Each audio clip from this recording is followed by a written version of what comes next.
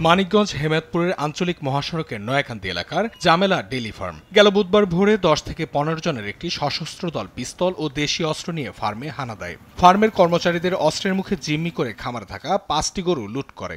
5টা গরু উড়াই নিয়ে গেছে, উড়াইয়া ওই অবস্থায় নিয়ে যায়। এর মধ্যেই মনে করেন যে একটা গরু ছুটে গেছে, হাতত না ছুটে যাওয়ার পর গৃহস্থর বাড়ি গেছে, যায় ওই গরুই হামলাইছে। এরকম কেউ জানি বাঙ্গুরা বহুত খামার থেকে গরুগুলো চলে যেতেছে, কিন্তু এইভাবে প্রশাসন আসলে এটা উদ্যোগ নেয় না, কিন্তু পুলিশ প্রশাসনে যে রাস্তা দিয়ে টল দেয় ওরা এটা গুরুত্ব দেয় না। সম্প্রতি জেলার বিভিন্ন খামারে গরু লুটের এ ধরনের ঘটনা ঘটেছে।